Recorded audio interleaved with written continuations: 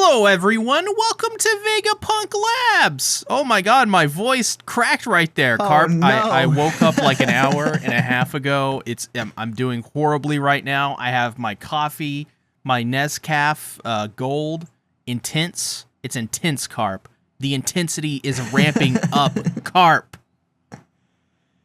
Well, I hope it's as intense as our conversation today. Yes. Jump scare. Jump scare? Yeah. What kind of jump scare? Thriller Bark jump scare. We're talking about Thriller Bark today, Carp, because it is Halloween. I hope everyone is having an amazing Halloween so far. If you're cosplaying, or you're dressing up, or maybe you're just deciding to become a horror movie villain and actually go around and you know what you're doing. Tell us in the comments below so we can report you to the police. I mean, so we can relate to you. Yeah, don't be Absalom. Yeah, no, that is actually a very good life lesson out of this entire podcast.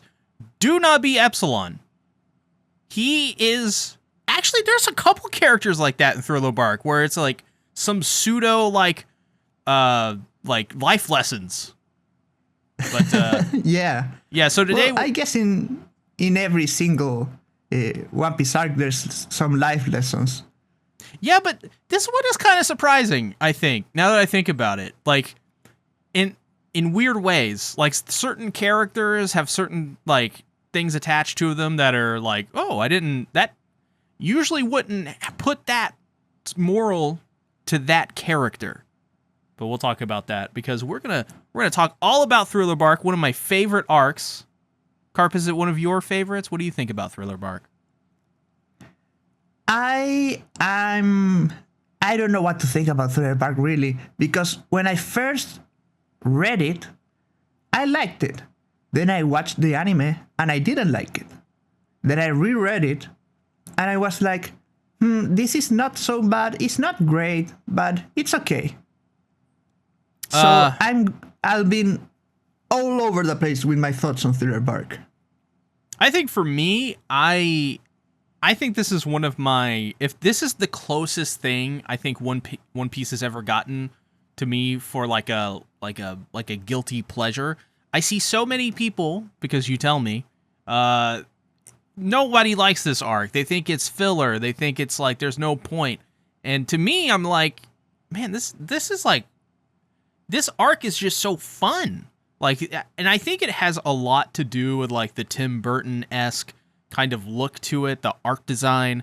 I think that's my favorite part of it. And of course, I think I like pretty much every vibe of every character besides,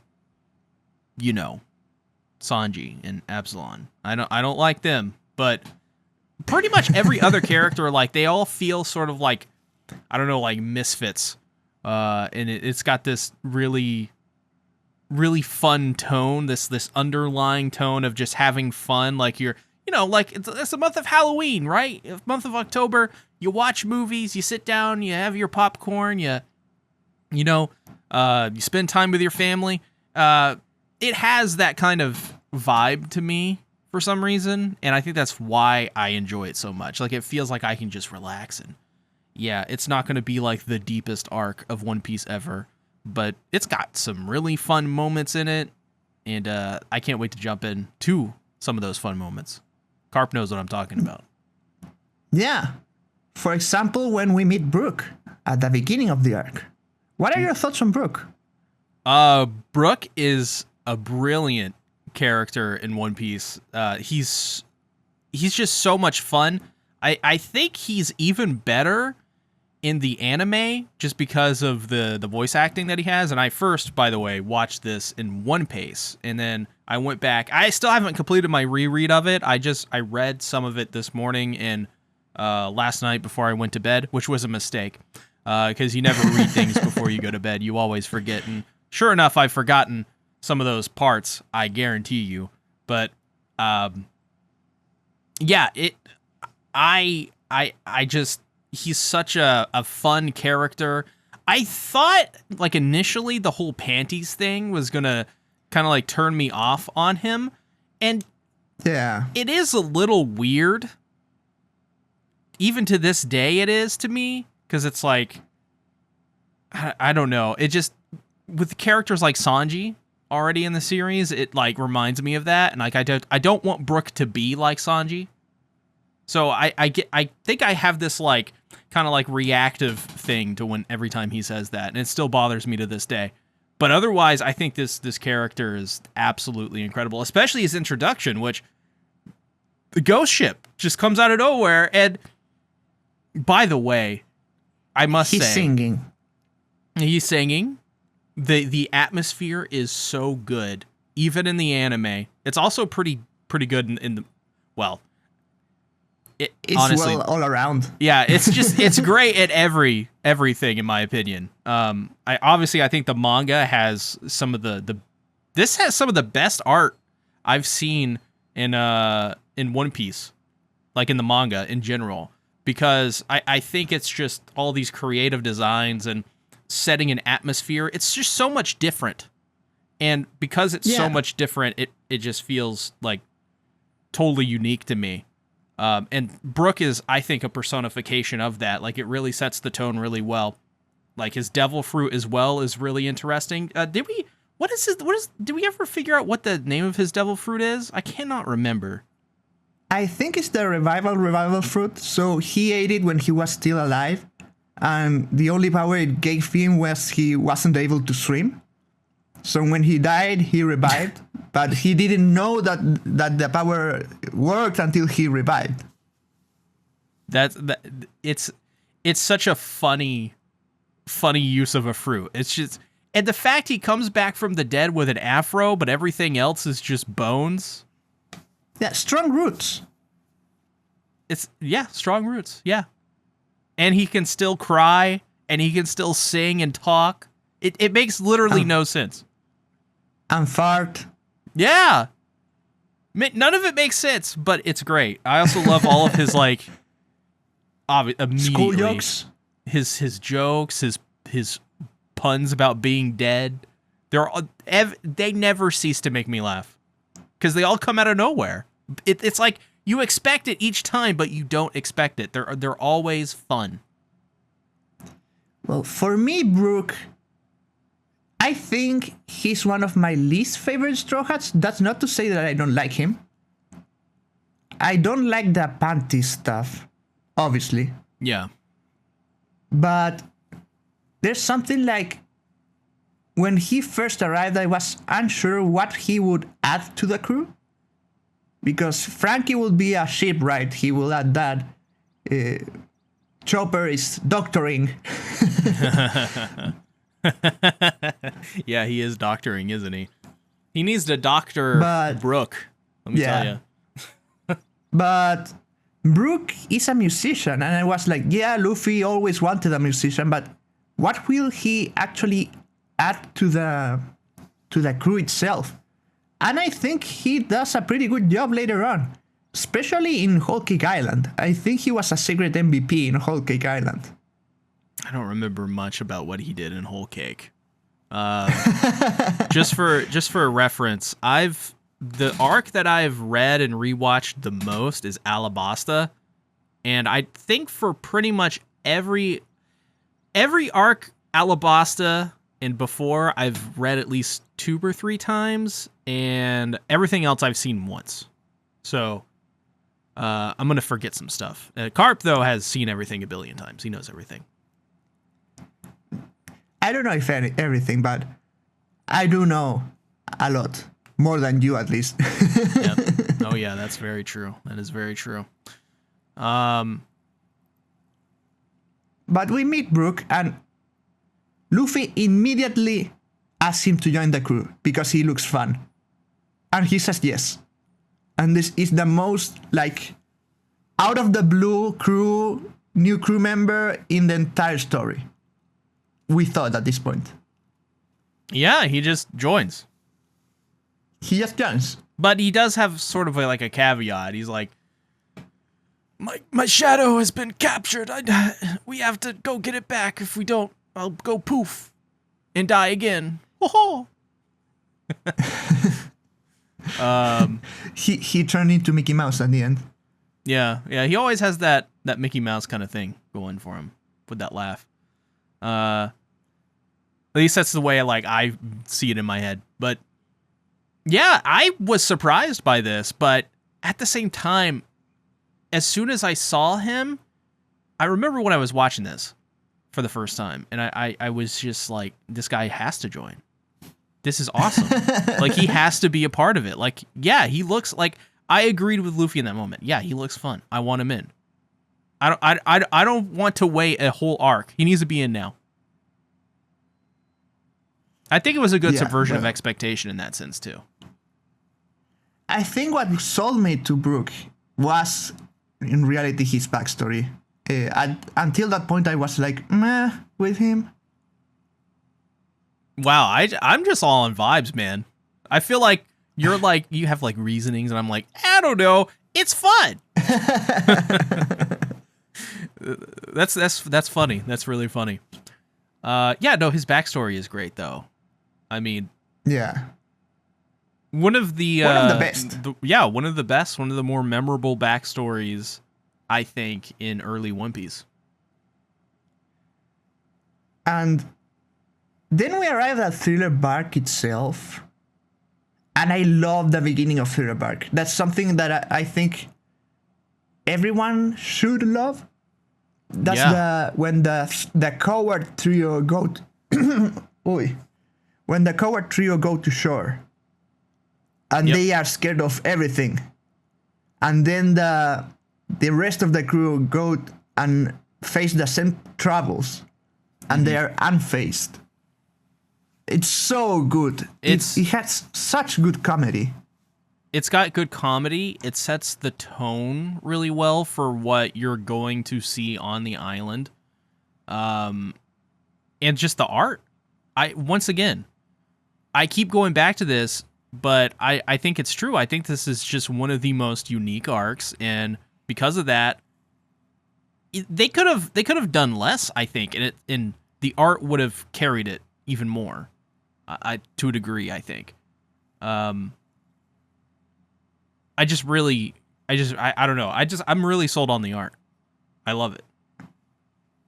Well, and there we have that famous, almost a meme at this point, that panel of Luffy with the zombie, and he's getting him back into the ground. Oh, there's some. Is this the part with the Nami gif as well? I can't remember. I think the Nami gif was before that. That gif that you found. The one where she's on the ground and she's... Yeah. Yeah. You were looking for that. Don't lie. No, I didn't know it existed. Listen. I don't know what you're talking about. This is fake news. This is propaganda. Lightning It's equal the moment propaganda. with the... Well, no, because I was there. You were looking for it. Nope, didn't happen. You but weren't this there. is also the moment with the... This was also the moment with the... this is an scarred old man. What was the exact words? A seriously injured old man. And it was a zombie. You know, this arc feels like Oda. Great comedy. Yeah, Oda was just living during this arc. He was just like, I'm doing this, man. This is this is what I was meant to do. And then an old man with grave injuries appears, and Luffy goes, "Oh, an old man with grave injuries." And the others go, "It's clearly a zombie." And the old man goes, "No, I'm old man with grave injuries." Oh God. See, how can you not love this arc? It has great moments. It's so fun. Well, I've seen a lot of YouTube titles, and most of them are the highest highs and lowest lows. That's basically the titles of almost every single Thriller Bark video. Dang. I just ignored the lows, man. I'm just like like I said, I'm vibing out here. Thriller Bark's a vibe for me. Yeah. It is a vibe. There's a portion that I don't like, though. That's the middle portion. That's basically the entire thing almost until the end, from when they discover that these people in the ship, because it's not an island, it's a ship, Yeah. are evil, until the end of the Oars fight. That part I don't like that much, except moments. For example, the Usopp fight. The Usopp fight is fantastic. Yeah, the Usopp fight is fucking awesome. Like, one of the best, if not the best parts. It was really good in the manga, too. Read it for the first time in the manga this morning. Really good. It also has two of my favorite characters, Usopp and Perona. And I love, by the way, the Usopp when he's fighting Perona, because Perona's like, her ghosts make everything like really sad and like gloomy and depressed. And Usopp is like, well, I'm already sad, gloomy, and depressed, so your ghosts have no effect on me. It's just so stupid, but it's so funny. Like how, like, and the fact it's like this ghost girl, like it's all just crazy. I love it. And then Perona tries to cheer him up. Yeah. Oh, in the oh my god, like the final moments of that fight were so good with Usopp's big hammer thing. Dude. This arc sold me on Usopp too, if you remember. Like before this arc, Usopp was kind of like, I liked Usopp, but I wasn't like, you know, overly like in love with him or anything. But after that fight, I was literally like, what? Usopp's awesome. You love Sogeking, not Usopp. Oh, yeah. Oh, sorry. Yeah. Usopp's lame. And then you started loving Usopp after this fight. But before that, you only loved Sogeking. Yeah, because to me, Usopp wasn't, you know, where was Usopp during those moments?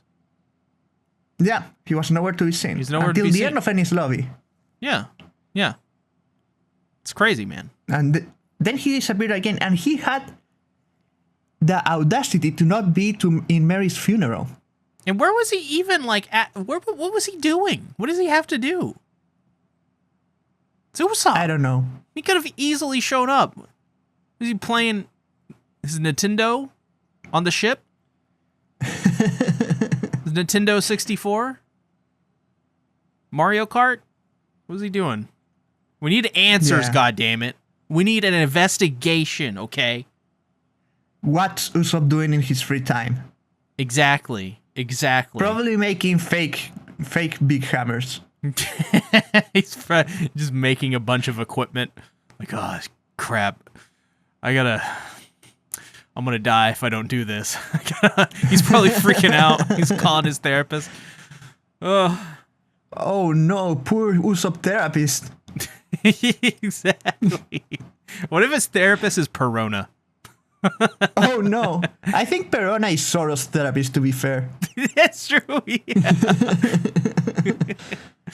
Oh god. Perona has such a weird connection to some of these Straw Hats. It's so funny.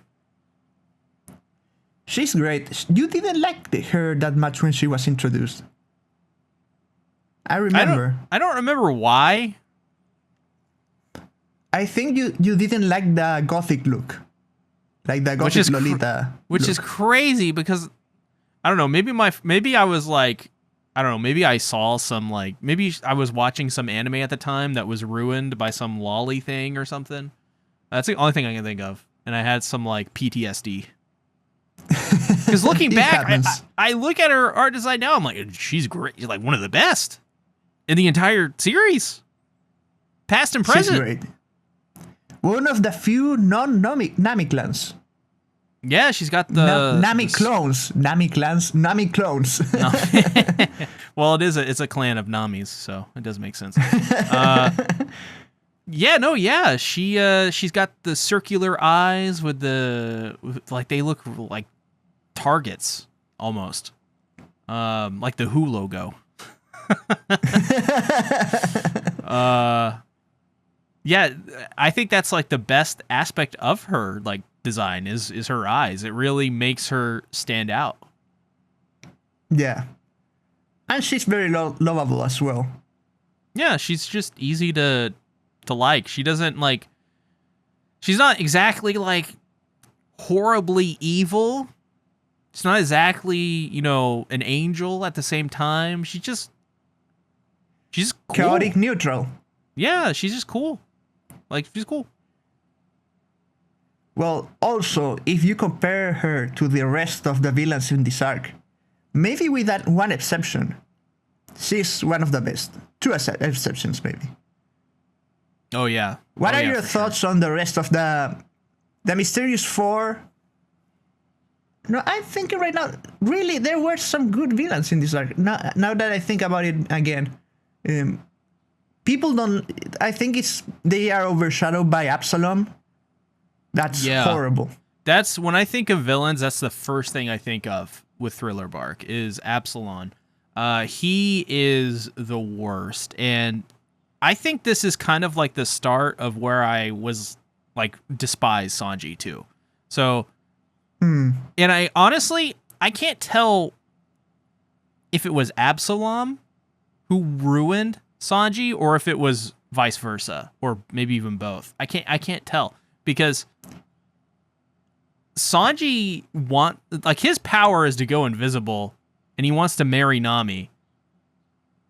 And Sanji gets mad at that because he wants to do that and his dream, this is crazy. They retconned his dream of finding the All Blue to then get the Suki no Mi, is that what it's called? I don't remember the Japanese. The invisible fruit. Or Suke. Yeah, it's the invisible fruit. That's apparently his new dream, is to be invisible so he can spy on naked women. Well, later on Fishman Island, his new dream is to watch mermaids. Yeah, it's like, hello? Like, do we not remember All Blue? That awesome backstory in Baratier? Do we, like, what? It's, in my opinion, this is probably the worst thing to come out of this arc, was the endumbing of Sanji's character. Just boiling him down. The beginning of the fall. Say again? The beginning of the fall. Yeah. It was like the first domino. And honestly, I don't think he's recovered since. I think Whole Cake Island did a little bit for him, but I just don't like Sanji. There's not much to like about him, in my opinion. There's like inklings of like little scenes where I was like, oh man, this is cool, but immediately, like, you think he's cool for a second, and then the rest, you just immediately go, oh, but he's horrible.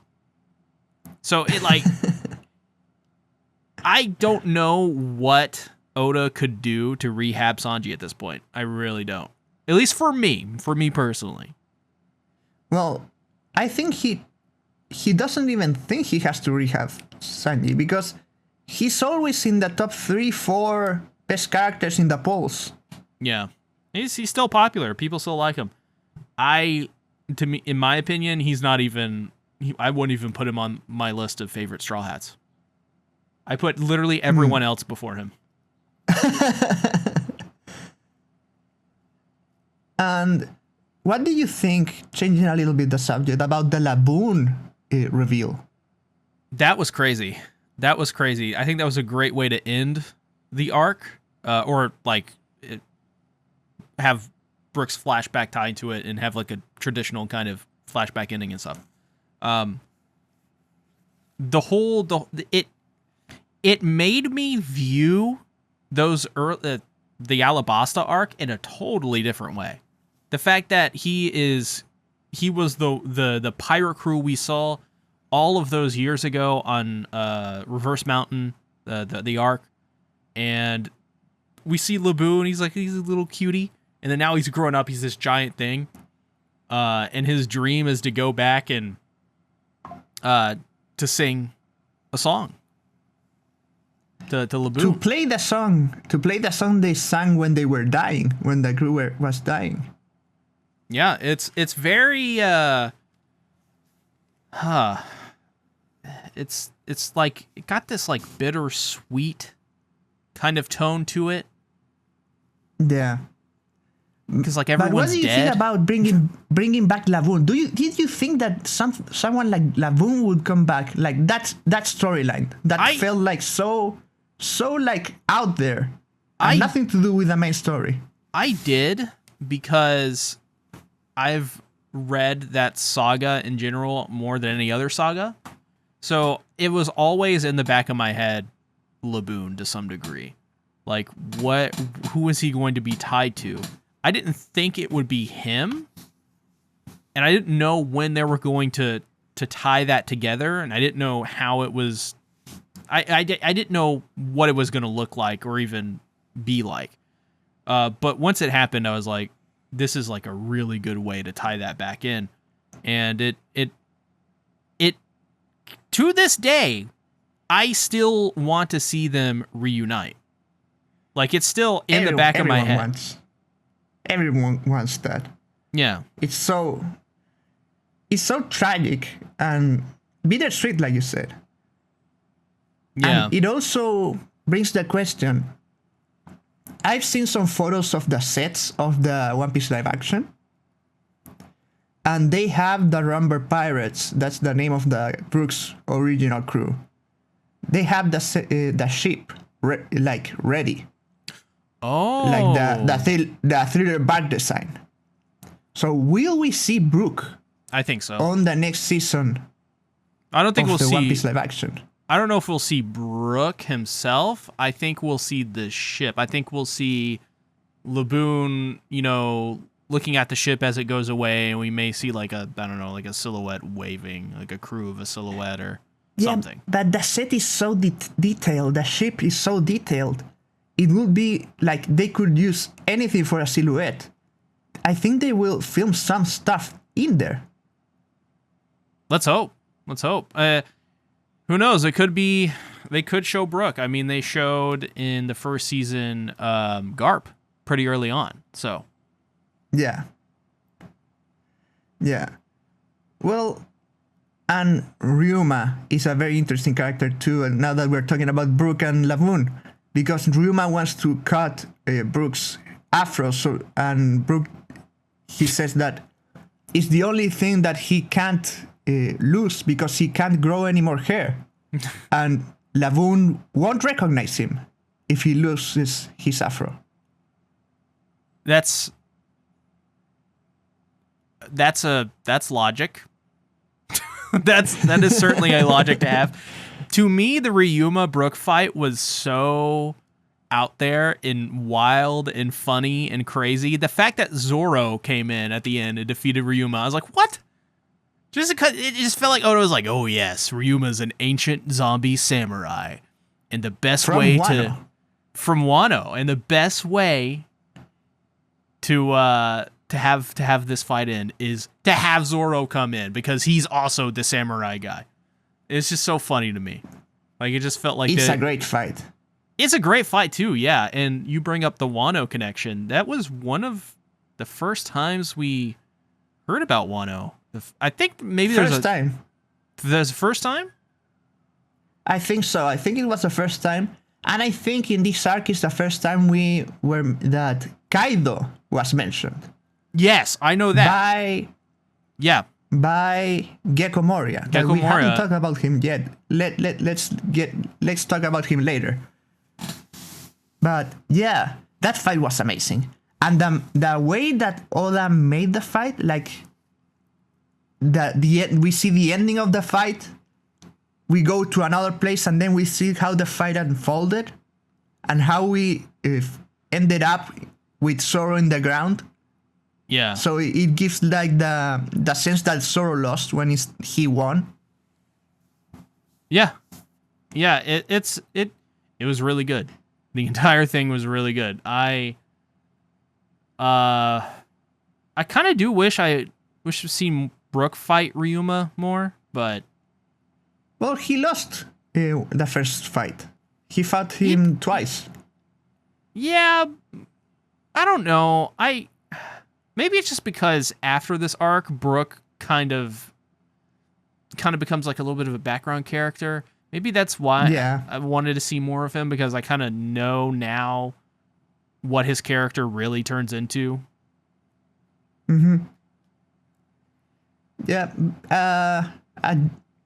I don't know if I joke, but yeah, he takes a little bit of Usopp's job as being a comedic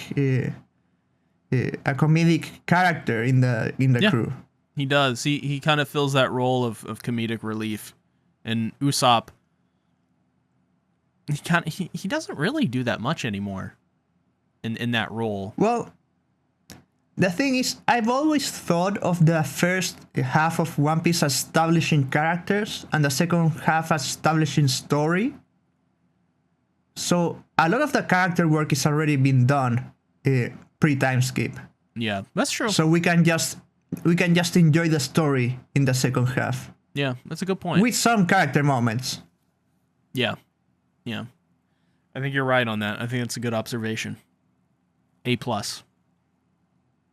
You Thank fail. you. Oh no. What did I need? What did I need to not to fail? Yeah, you didn't put your name on it. Damn it. It always happens. You also didn't date it. Why didn't you date it? 0. Again. It happens to the best Always of us. happens. I'm sure I'm not the best of us, so it happens to me anyway.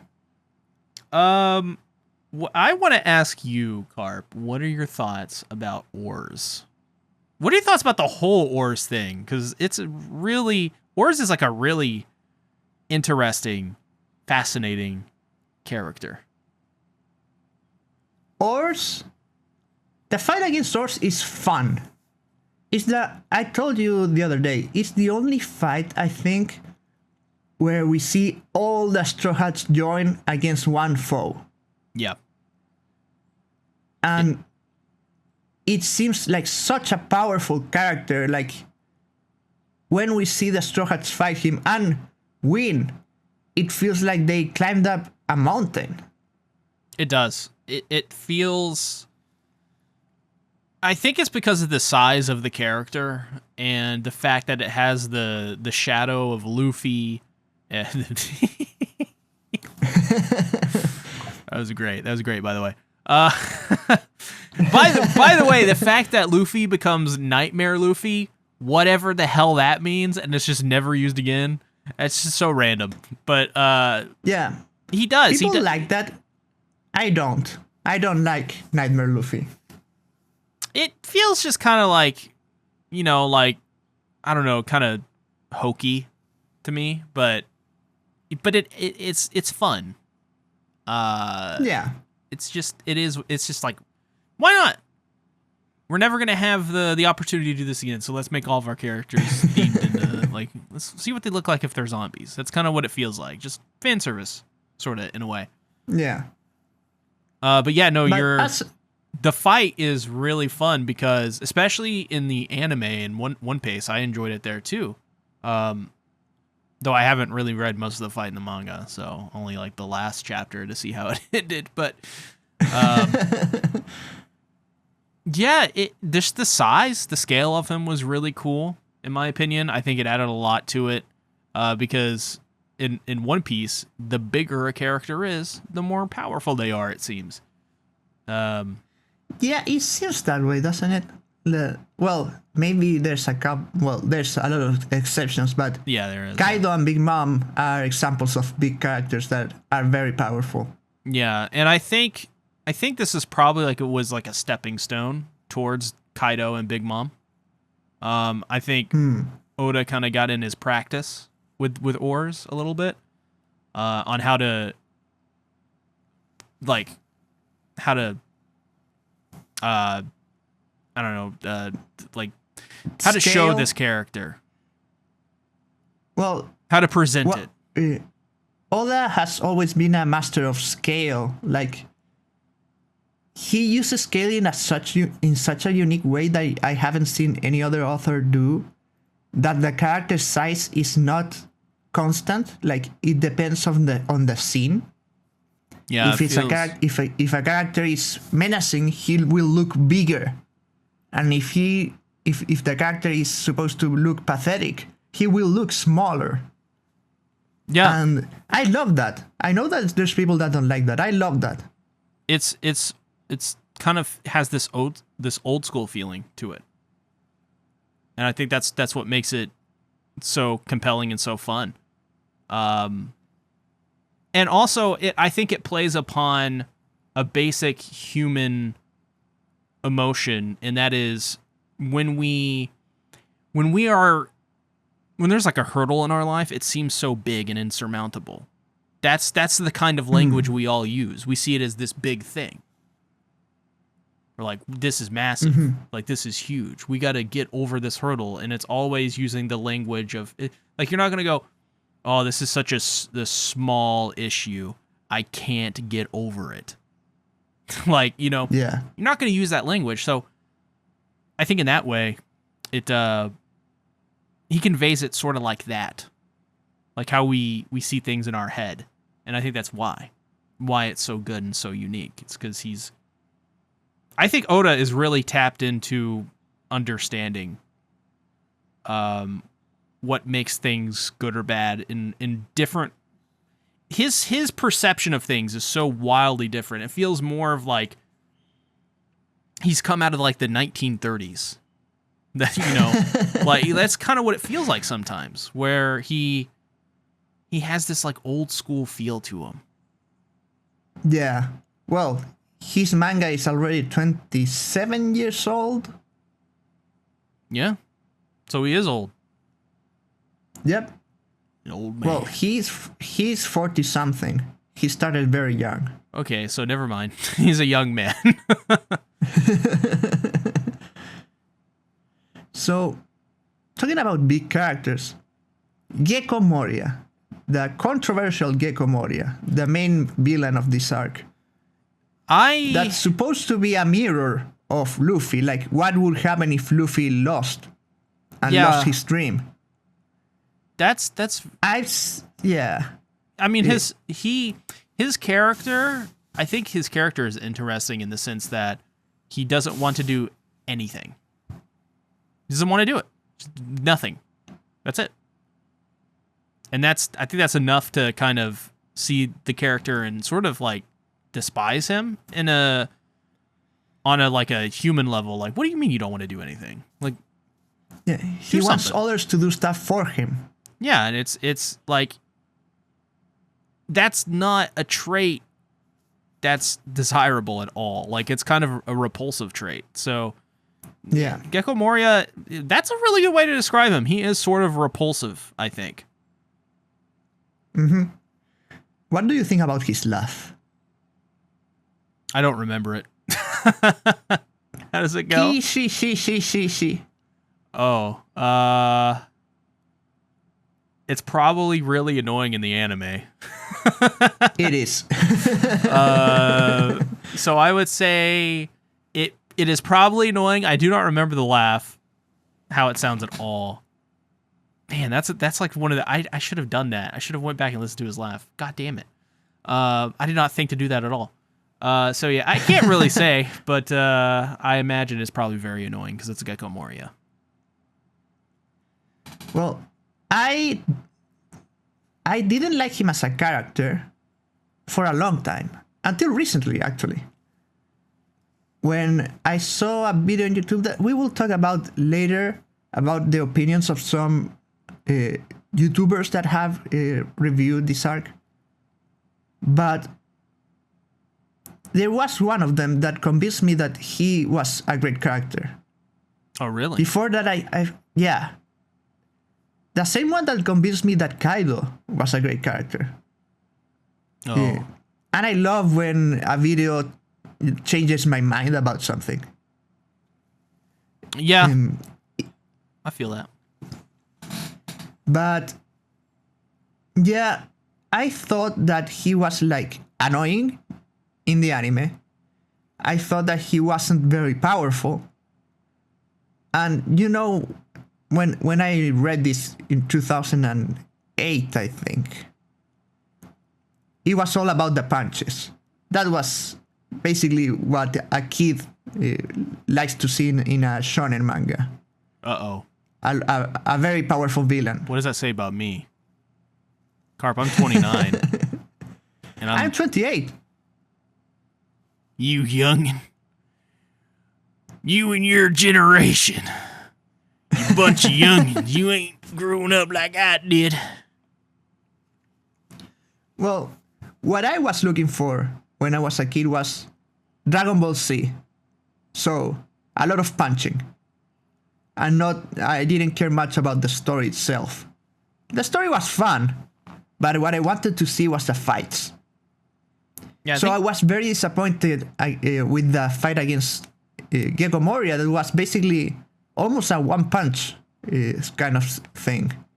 I think that's once again Oda trying to subvert the audience's expectations. He did it with Brook, and he did it with Gecko Moria, and he did it with Oars a little bit. Because, like, you know, Oars has that shadow, and it's the personality of Luffy. I think he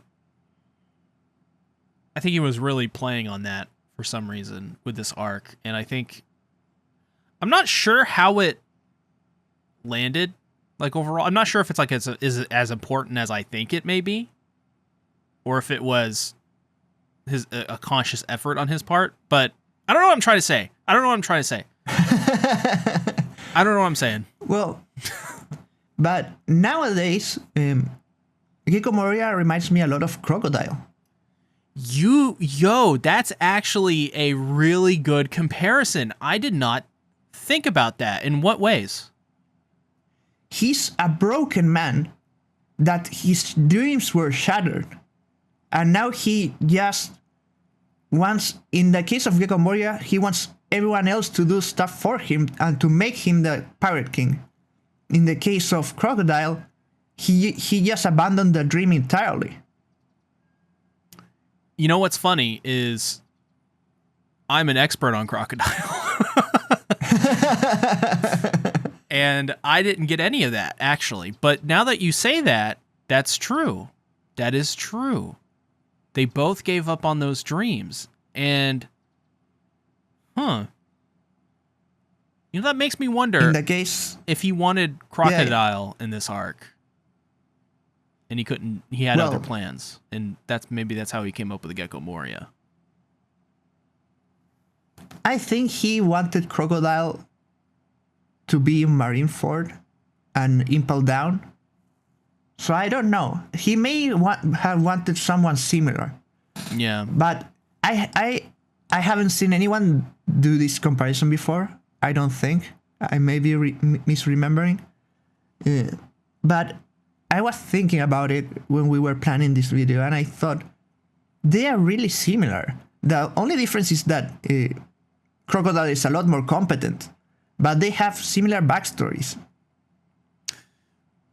I think, for me, Crocodile and Gecko Moria, they feel like characters who have some sort of grand plan. Or not, maybe not that. Maybe they feel like they know something that nobody else does. And maybe that's why in my head they feel so similar to me. They just have that vibe, and once again, vibes. This is the arc of vibes, yo. I don't know. Yeah, kinda. I don't know. You know, now that I think about it, I don't know why. I'm trying. Yeah, but I'm gonna take that back. I'm gonna take that entire thing back. I'm not sure. I'm not sure how to think about them now. I think about them as broken men. That they were broken That by may the be it. world. They are the dark future of Luffy. If he did, if Luffy was broken, if Luffy was decided to not continue. Yeah, and I think that was probably Oda probably felt that was a necessity to explore in his characters, because if by nature you have a character, like, there are going to be the opposites of people in life, right? Like, you're going to have people that disagree with you on everything, literally everything. Will not agree with you on literally one thing, never. And I think it's an interesting concept to have Gecko Moria come out and be the, Luffy's like, oh, let's go out and adventure. And Gecko Moria is like, let's sit and do nothing.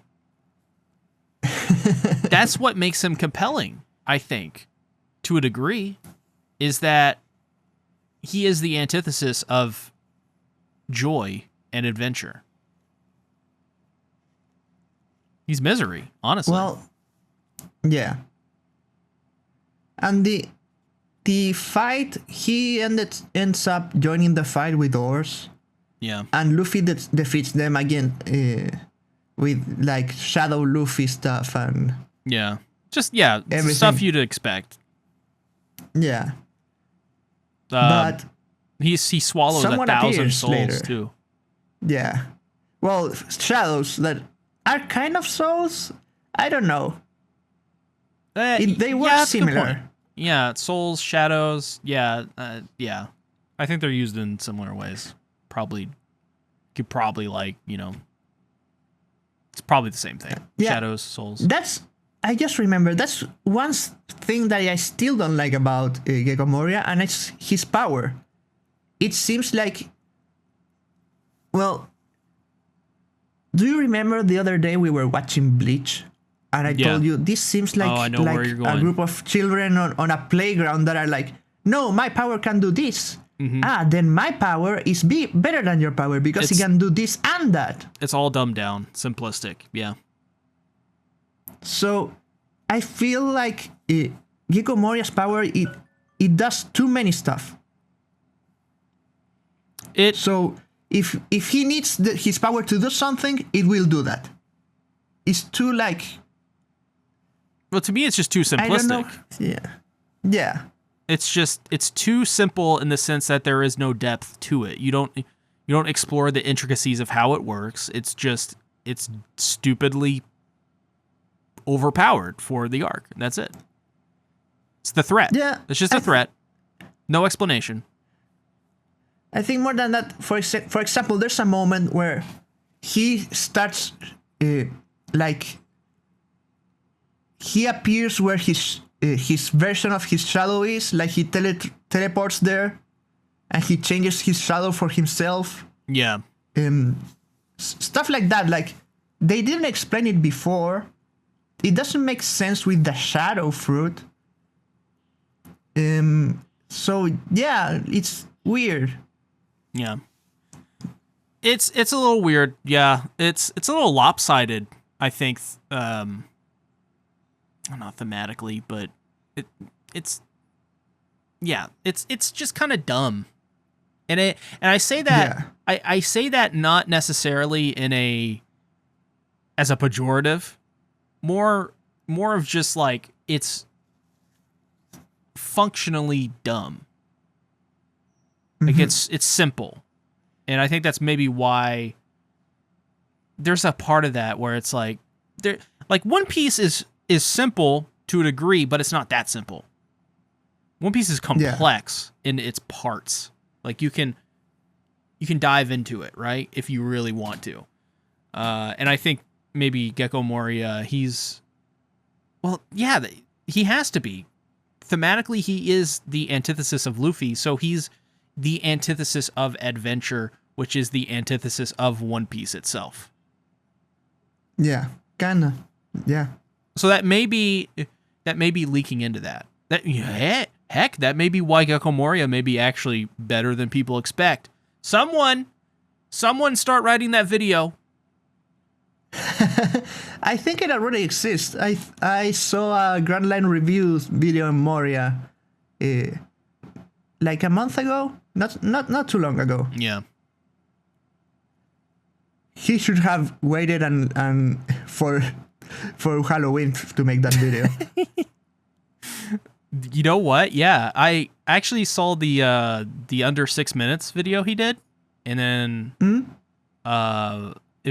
he released it 5 years ago, and I listened to the video and I was watching it. I was like, man, this sounds like from 5 years ago. But then I checked 5 years ago. That's 2019, and I'm like, this feels like it was from 10 years ago in terms of the delivery.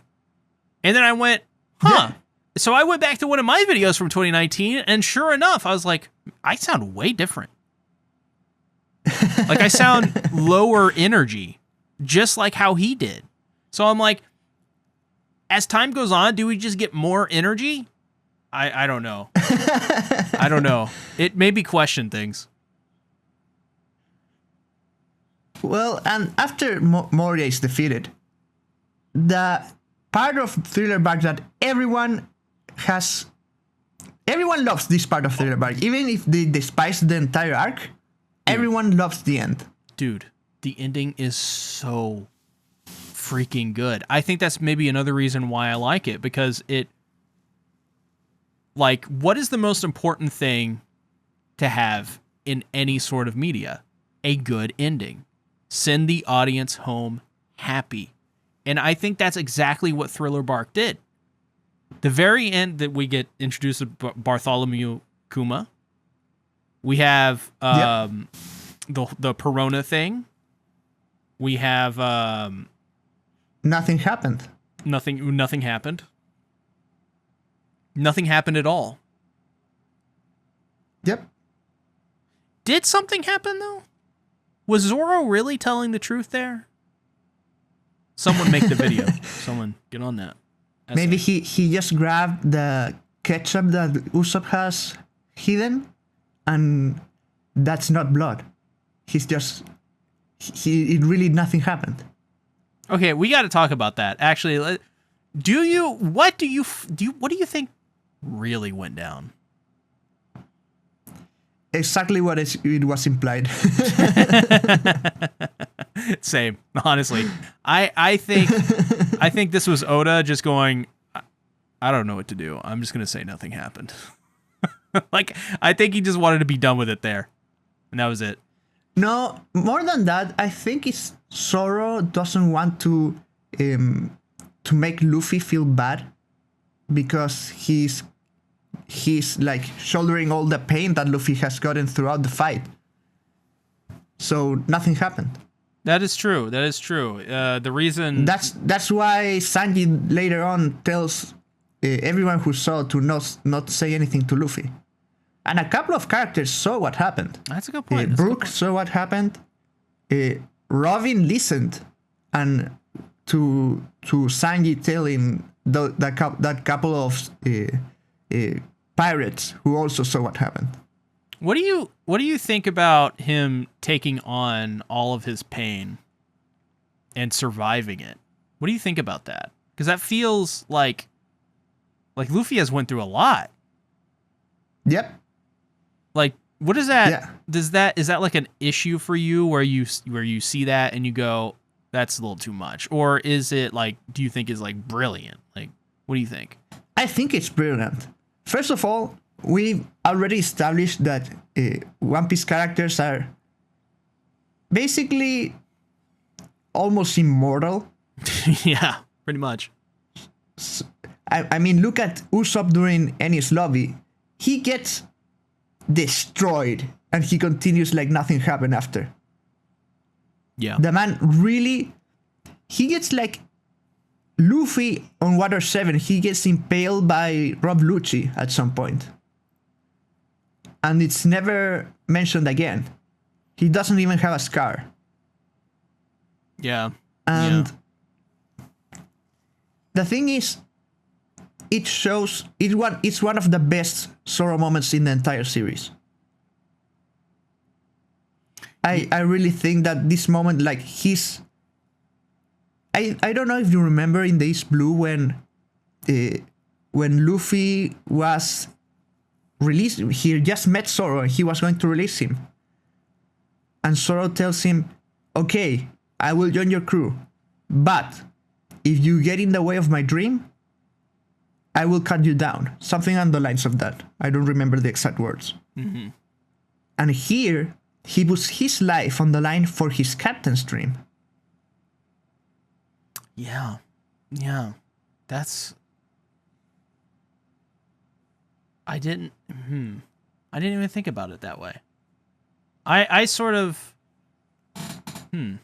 Maybe I need to go back and rewatch this part. Because I didn't reread or rewatch this part. I just... In my mind, the nothing happened thing was stuck out to me. Was like the big thing. But no, that's a good point. The entire thing is very well animated too. The best animation in the entire arc. Which is, didn't this arc near like the early middle not have the greatest animation? Didn't they change like partway through, like animators or something like that? I remember there being some sort of change.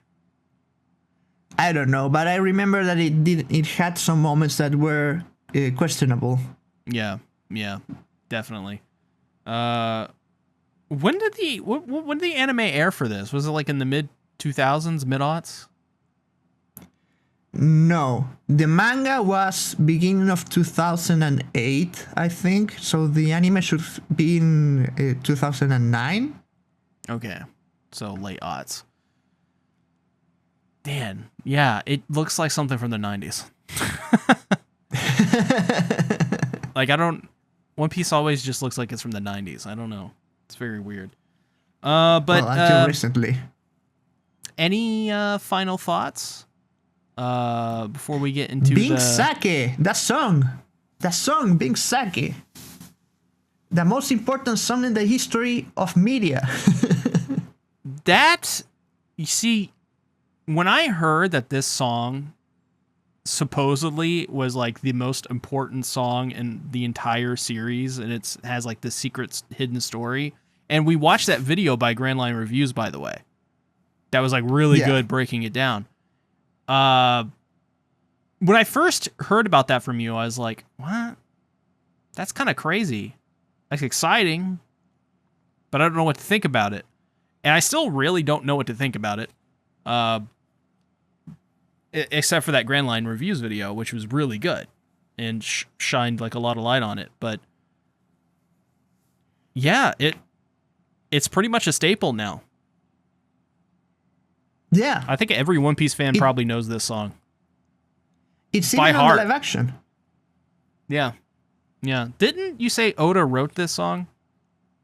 Oda wrote this song, and it's the only song in the series, I think, that he has written.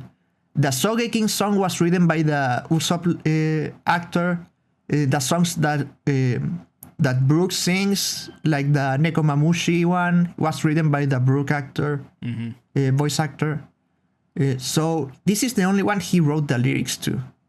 And he worked with the musicians of the series to put music into the song. Yeah, it's such a cool thing. Like, the whole idea that this song maybe contains the secret to One Piece is so crazy. It feels in many ways like the heart of One Piece is this song, or like maybe not the heart of One Piece, but the heart of the world of One Piece is through this song. Yeah. And in Thriller Bark specifically, the moment they all sing this song is my favorite moment of the entire arc. Yeah. And it's also the moment when we see the BROOK flashback, the BROOK backstory. Yes. And it's perfect for that. It's a perfect place to put it. So good. Mm-hmm. Yeah. And they sing it both in the flashback and in the present at the same time, while the crew is dying. Yeah, and there's a quartet, a trio, a duo, solo. Once again, it's very,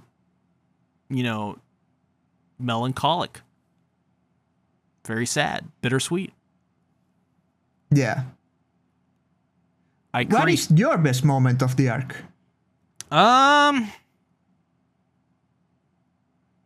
worst, now that we are there. Worst is For Sanji. me, the worst.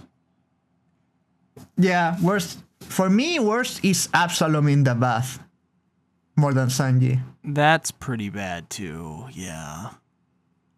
I'm still gonna go Sanji because I'm a hater. I'm a hater for life. You know? Kuma. I think it's Kuma. Because The Kuma fight or the nothing happened moment? it just the Kuma everything. Then Everything with Kuma. The introduction mostly, I would say. Kuma is easily one of the best characters in the entire series, in my opinion. Because I agree. He's just a Terminator. And he was cool before the backstory in Egghead, by the way. He was cool before that. I felt that way before. Because he's so imposing and mysterious. Before Egghead, he was mysterious. Mm-hmm. Also, maybe spoilers for the people that only watch the anime here. yeah, I don't think we mentioned anything, right? No, Yeah. no, we haven't. Okay, just making sure. Yeah, I think that's my favorite is Kuma. I think second favorite is Usopp Perona. Yeah. I think it's close. It's close for me. Depending on the day, you'll get different answers, I think. Well, like every single opinion we have on One Piece, it depends on the day. It does. It's like trying to pick your favorite song. It's difficult. Yeah. And in terms of characters, we've already talked about most of them. We haven't talked about Luffy. What do you think about Luffy in this arc? He's just kind of... I think he was mostly comic relief. Yeah, he was, to me, I felt he was mostly uninvolved for the most part. And I think that, like, I don't ever think about Luffy with this arc. Never. Unless No. it's Oars, never think about Luffy. Yeah, yeah. He doesn't have a great part to play in this arc. No, Yeah. and I think I Zoro think that's fine. Zoro is more important in this arc than Luffy. Yeah, I think Zoro... Even though Luffy is the one that beats Gecko Moria. I think this is like Zoro and Brooks kind of arc with Kuma somewhere in there and a little bit of Perona and Usopp. I think those are kind of like, to me, like the big moments or the big characters that stick out in my head. Yeah.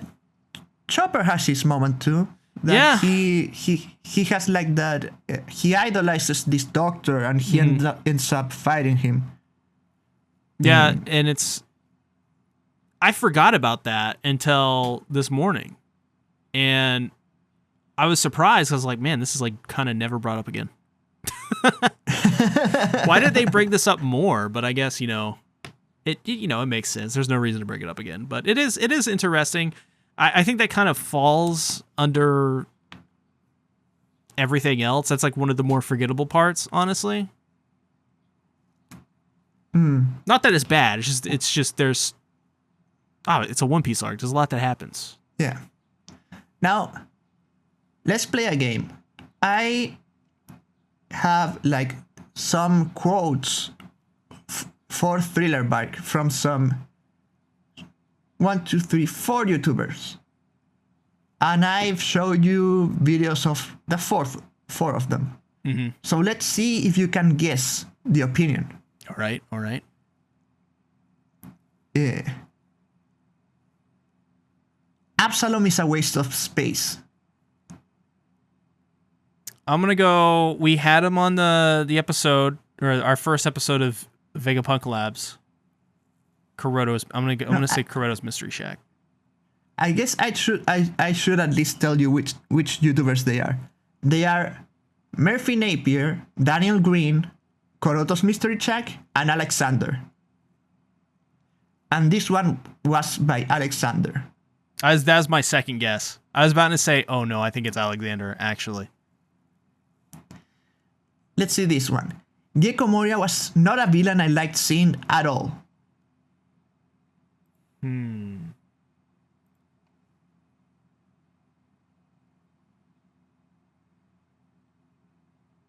I'm gonna say Daniel Green. That was Koroto. Dang.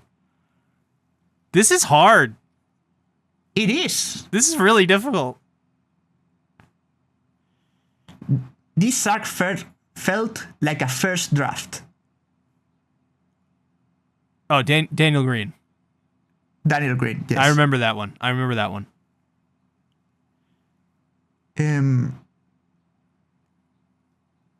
There's some attempts at humor and just a poor use of very sensitive subject matter that is very badly done. Murphy Napier. Alexander. Fuck! Ah, damn it! I'm one for 3. I think so. Oh, You've had one right. damn it! Let's do 2 more. Let's see. All right. Brook's backstory is a big emotional ball of pain. I'm gonna say Murphy Napier on that one. Yes. Yes! 2 for 3, baby! Okay. Brook is the absolute worst thing to happen to One Piece so far. I hate him. That's a take. That couldn't be Alexander. No way that's Kuroto. I haven't seen many Murphy Napier videos. But Daniel Green strikes me as a person who his opinions would be more in depth if he hates something. So I'm going to say Daniel Green. It is. Yes! 3 for 3! We're coming back! Okay, and this is the last one. If it wasn't for Ghost Girl, the Wano Samurai, and later Tyrant Kuma, the fights in this one would be pretty lackluster. Alexander. Koroto! Damn it! 3 for 4. Listen, that wasn't too bad. I mean, that was pretty bad, but that wasn't the worst. Yeah. But basically, to give everyone's opinions, Murphy had a great time with the arc. She didn't feel that this was the best thing ever, but she didn't feel it was bad. Daniel Green hated this arc. I think one of his quotes was, "This is as bad as I feared One Piece was going to be when I first got into it, before I read the first saga at all." And Koroto said that this has the highest highs and lowest lows so far. And Alexander loved the arc, but didn't like the Sanji and Absalom stuff. And he also thought that it could be shorter. Oh, I think Thriller Bark could have been shorter indeed. Yeah, especially even watching One Piece, it was very long. Which is funny because it's actually quite short. It's not that long. So yeah, I guess that is it for our discussion on Thriller Bark. Yeah. I hope everyone enjoyed it. This, in my opinion, this was really fun. I think we should do this for other arcs in the future. Yeah. Yeah, it was very, very fun. So yeah, have a super happy Halloween, everyone. I hope you've all had a great month of October, and we're getting into November. It's going to be rough out here, but yep, we're going to get through it. So thanks everyone for watching, and we'll see you in the next episode of Vegapunk Labs. Goodbye.